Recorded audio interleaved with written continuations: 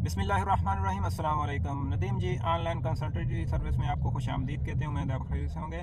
आज की इस वीडियो हम आपको सऊदी अरब का जो वर्क वीज़ा होता है उसके बारे में बताएंगे कि ये वीज़ा आपको कहाँ से मिलेगा और वर्क वीज़े कितने किस्म के हैं और क्या क्या इसमें प्रोफेशन वगैरह आ जाते हैं। चलिए वीडियो को शुरू करते हैं। मैं आपको सऊदी अरब का वर्क वीज़ा बताता हूँ कि ये वीज़े जो हैं कोई भी कफ़ील या कंपनी अपने लिए इशू करवाती है, निकालती है।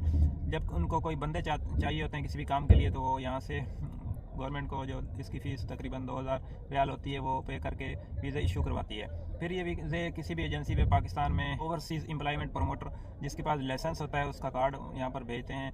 यानी कि जो एक कार्ड होता है जिस पर उसका लाइसेंस नंबर वगैरह होता है वो लिखा होता है, वो आपने कफील या कंपनी को देना है। फिर इस वो कंपनी उस पर वकाला कराती है, तफवीज़ भी बोलते हैं इसको, डेलीगेशन भी बोलते हैं, ये करवा देती है।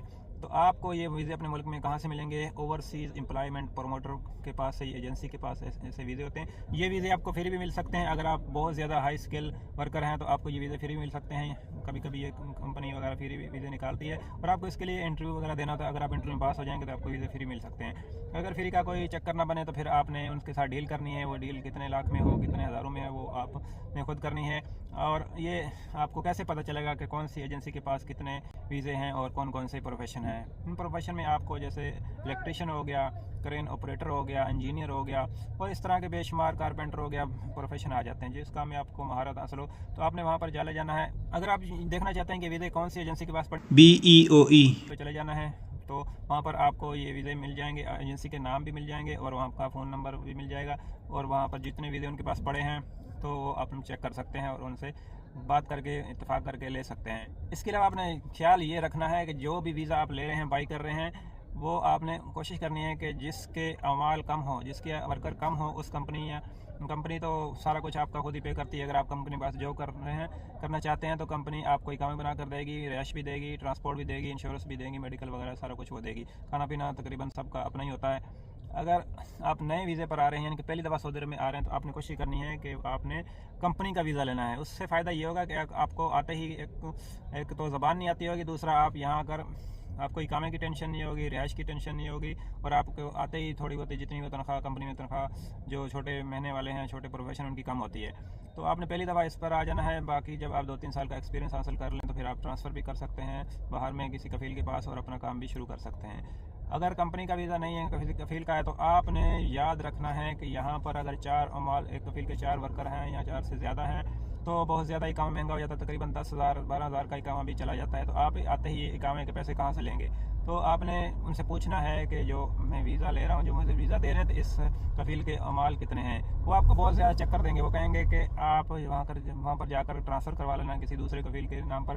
तो ट्रांसफ़र पहली दफ़ा अगर कराएंगे तो आपके 2000 रियाल लगेंगे और मकतब की फ़ीस इसके अलावा है। दूसरी दफ़ा कराएंगे, कफ़ील अच्छा नहीं मिला, कंपनी नहीं अच्छी मिली, फिर 4000 लगेंगे। तीसरी दफ़ा कराएंगे 6000 लगेंगे।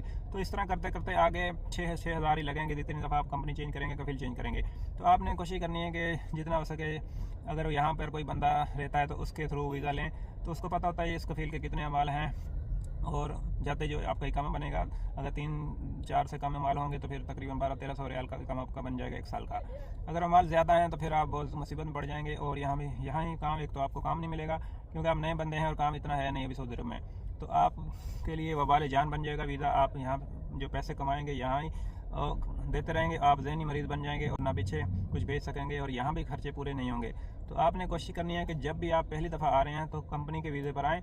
और इसके अलावा एक और, अगर कंपनी का वीज़ा नहीं मिल रहा तो एक और वीज़ा होता है साय ख़ास आमन मंजली, हाउस ड्राइवर और हाउस वर्कर का। इस पर भी आप आ सकते हैं। ये वीज़ा तकरीबन आपको 6-7 हज़ार में, इससे कम भी मिल सकता है।